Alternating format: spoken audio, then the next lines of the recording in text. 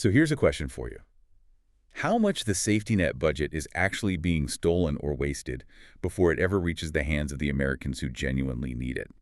That is the exact question that's driving, one of the most aggressive administrative crackdowns on a federal program we have seen in a long, long time. Right. We're doing a deep dive today into the Supplemental Nutrition Assistance Program, SNAP. It's a massive program, supports over 40 million people in the U.S. And after years of, well, ballooning costs and all these reports of lax oversight, the Trump administration mandated a mission focused entirely on achieving program integrity. And the message was delivered with some real force. Agriculture Secretary Brooke Rollins, she didn't mince words. She said, and I'm quoting here, "Business as usual is over. The status quo is no more." And that wasn't just talk, was it? That sudden policy pivot, which required, almost every single participant in the country to reapply for their benefits. Yeah. That was fueled by some really hard data that revealed widespread systemic misuse of funds. So our mission today is to unpack those staggering statistics. We're talking everything from dead individuals collecting checks to multi-million-dollar fraud that justified this radical administrative mandate. And that led to the creation of a powerful new national data system designed to stop the leaks. And to understand why this crackdown mattered so much, you have to grasp the sheer scale of SNAP. Last year, this program cost American taxpayers nearly $100 billion. Wow, $100 billion. With the average participant receiving about $187 a month.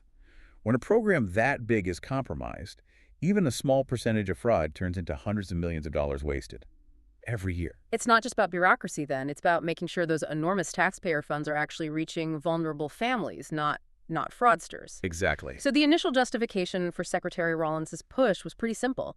She came into office and basically declared the system was, quote, rife with fraud. A pretty bold claim to make right out of the gate. It was. And at first, there was some skepticism. But the financial damage that was accelerating in the electronic system, it provided undeniable evidence pretty quickly. Okay, so let's unpack that a little, because we should probably separate administrative error from outright theft. They were both getting worse. That's a great point. When we talk about outright theft, we're talking about sophisticated, organized crime targeting the benefit delivery system itself. Things like card skimming, cloning, that kind of thing. Exactly. Electronic benefit theft that drains money directly from the EBT cards. And the rate of those losses is what really set off the alarm bell. This is what shocked the auditors, yeah. The data shows this is no longer just a local issue. It is running rampant. To give you an idea of the acceleration, in the first quarter of fiscal year 2025 alone, Just 3 months. The confirmed losses from these stolen benefits exceeded $102 million. Whoa. That's an astronomical figure for just 1 quarter. But the speed of the increase is what's really alarming, isn't it? It is. Compare that $102 million loss to the quarter right before it. That figure was $69.4 million. Okay. Now go back just 1 year to the same quarter the previous year. The loss was only $31.9 million. So in just 12 months, the amount of money being stolen more than tripled. It tripled, and that doesn't suggest small-time crime. That indicates sophisticated fraud rings are successfully scaling up their operations because they know the older electronic systems just don't have the safeguards to catch them. And the total volume of failed transactions just confirms that lack of basic oversight. Oh, absolutely. The USDA data showed that across the system, there were over 226,000 approved fraudulent benefit claims. But wait, the real failure count is even higher? How much higher? Over 691,000 fraudulent transactions. So unauthorized purchases, illegal transfers were successfully approved. So the system failed to protect the public purse from fraud nearly 700,000 times. Exactly. In just the recent data sets, it raises a serious question about the baseline integrity of the whole delivery mechanism. But the aggressive action, like the reapplication mandate, it did have an immediate effect. It did. It proved effective right away. So far, the administration has successfully removed approximately 700,000 people from the SNAP rolls who were deemed ineligible during that process. That is just a colossal undertaking, forcing 40 million Americans to recertify their eligibility, just to find 700,000 people who shouldn't have been there in the first place. It certainly validates the administration's claim that basic eligibility was being ignored. But okay, if the fraud is so widespread, Why are the criminal prosecutions relatively low? Yeah. The data we have shows only about 118 individuals have been arrested specifically for fraud. That's where that distinction between fraud and administrative failure is so important. Many of the removals, that 700,000 number, were because people failed to reapply or their income changed. So eligibility issues. Right. The arrests, the 118 people, that represents the intentional criminal element. But the biggest cost to the taxpayer isn't always the criminal. It's the systemic failure to check eligibility. Which brings us to the, frankly, shocking reality of who was still getting checks. Yeah, so the main goal of crackdown was to find people who were either deceased or were double dipping. Getting benefits in more than one place at the same time? Exactly. When Secretary Rollins first requested that states share data to cross-reference their lists, she faced a lot of resistance in some areas.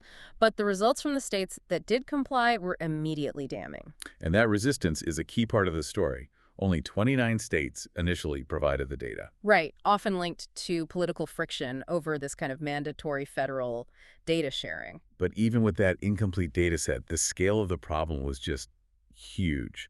Rollins reported finding a truly shocking number: 186,000 deceased individuals still actively receiving SNAP benefits. Across just those 29 states. Thus, 29 states. Think about that for a second. That's not a few hundred accidental checks. That is 186,000 cases where the death registry completely failed to connect with the state benefits registry. Allowing checks or EBT funds to just keep flowing. It implies either massive administrative negligence or outright identity theft, where maybe family members or criminals just kept using a deceased person's information.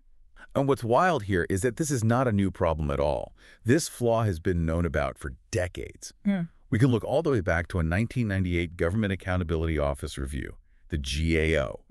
They looked at this exact issue. They focused on just 4 states: California, Florida, New York, and Texas. And in just those 4 states, over a 2-year period in the mid-90s, the GAO found nearly 26,000 deceased individuals still getting checks. 26,000. Yeah, that translated into an estimated $8.5 million in improper benefits, and that's just a snapshot from back then. The fact that the problem has scaled tenfold since then, and we're still struggling to fix this most basic data mismatch is frankly astonishing. It really is. And beyond the deceased recipients, the crackdown highlighted that persistent, expensive issue of double dipping. Right, people getting benefits from more than one state at the same time, which happens because the state systems, they just don't talk to each other in real time. And Secretary Rollins reported finding 500,000 people who appeared to be receiving SNAP benefits in more than one state. 500,000 people. 500,000, potentially collecting double benefits. And you can see how fast that adds up. There was an older, detailed audit in New York State back in fiscal year 2011. What did that find? It estimated that over 8,500 recipients had data anomalies, things like duplicate benefits inside New York or getting benefits from, say, Massachusetts or New Jersey at the same time. And what was the cost of just that one state's error? Just those 8,533 participants, they questioned roughly $1.27 million in benefits per month. Wow. Per month.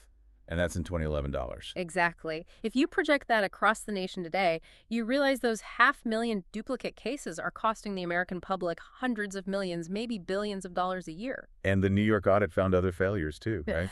It did. It identified 342 active participants who were supposed to be permanently disqualified from SNP because of intentional violations. I mean, they were caught cheating the system before. And they were still getting benefits. Still active on the rolls, consuming taxpayer resources. The data just consistently shows the old system was structurally incapable of preventing this kind of misuse. It was like a sieve, just leaking money. Which brings us to the long-term fix that Congress mandated, the National Accuracy Clearinghouse, or NACC. Right, and this system wasn't just invented by the administration on the fly. It was actually required by the Agriculture Improvement Act of 2018. Specifically to stop this interstate double-dipping problem. The NAC is basically the technical antidote to the systemic failure we've been talking about. The key is real-time integrity checks. It moves beyond those agonizingly slow after-the-fact systems like Paris. Paris only checked data quarterly, or even less often. And what's the big problem with checking so infrequently? Well, the problem is time. If someone moves and starts collecting benefits in a second state, and the system only flags that 3 months later. The taxpayer's already on the hook for months of improper payments. Exactly. It leads to these large claims that are almost never fully paid back. The NAC is designed to stop this before the first improper payment ever goes out. So how does it actually do that? How does it work? It requires states to submit daily files of all their active SNAP participants. The NAC then compares 3 key data points across all the states: the recipient's name, social security number, and date of birth. All 3 have to match. All 3 must match for the system to flag a potential duplicate. It ensures accuracy while keeping up that real-time defense. So it's basically a technological guardrail that forces states to communicate every single day. Right. Instead of relying on these delayed bureaucratic handshakes, and states are now required to integrate these NAC queries right into their application process. For new applications, recertifications, everything. Everything. You have to check the national system before you approve the benefits. And we know this preventative approach works because of the pilot program. Ah, right. They tested it first. They did. The initial NAC pilot involved 4 southern states: Alabama, Florida, Georgia, and Mississippi. It demonstrated it was feasible almost immediately after just 1 year of operation. What happened? That small group of states saw a 46% reduction in duplicate participation. 46%. That is a massive drop from just a technical fix. It is. And that reduction alone is a powerful argument for the massive administrative cost of rolling this out nationwide, which is what's happening now. The goal is full compliance from all 53 state agencies by October 2027. Yeah. So now let's talk about the bottom line. Because all of this effort, the reapplication mandate, the new data systems, it has to show a return on investment. And according to the government's own analysis, the financial reward for restoring integrity here it's absolutely immense. We're talking about the regulatory impact analysis, the RIA. That's the government math that has to prove a policy is actually worth the cost. It is. And the RIA for the NAC rule confirms this whole effort is a huge net win for the American taxpayer.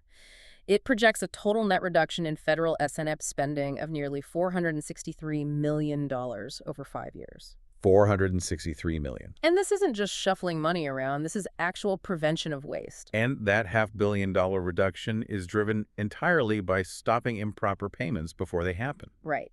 The analysis expects that reducing federal transfers, the actual SNAP benefit payments, will total around $498 million over those 5 years. Simply by eliminating duplicate participation and improving the eligibility checks. And that cost effectiveness is what sold the system. The hundreds of millions in projected savings, it just far outweighs the total estimated cost to implement and operate the new system. What are those costs? The total cost to the federal government and the states to get the NAC up and running is only around $50 million. So you spend $50 million to save almost $500 million. It's a tenfold return on investment in fiscal integrity. It's a no-brainer. So it proves the system isn't just a way to stop fraud, but it's a cost-effective tool to accurately identify deceased individuals, and it should largely eliminate those active cases of interstate double-dipping once it's fully implemented. This whole deep dive really boils down to one fundamental reality: the aggressive mandate and the creation of the NAC system. They were driven by hard, undeniable data. Right. These policies were necessary to clean up a system that was just rife with hundreds of thousands of instances of misuse, from identity theft to outright duplication costing the public hundreds of millions a year. And the goal here, ultimately, it isn't just about cutting costs. It's about ensuring the system actually works and that the resources meant for the neediest Americans are not being siphoned off by crime and just administrative failure. Which leaves us with a pretty powerful final thought for you to consider. The initial data that revealed all these weaknesses, the 186,000 deceased recipients, the 500,000 duplicate claims, that came from only 29 of the 53 state agencies that run SNAP. So we were only seeing part of the picture. A little more than half the picture. The true scale of the problem was only partially revealed. So once the National Accuracy Clearinghouse is fully deployed, requiring real-time compliance and data matching across all 53 agencies. What further hundreds of millions in systemic waste will this rigorous enforcement uncover? The full picture of this failure is really just beginning to take shape.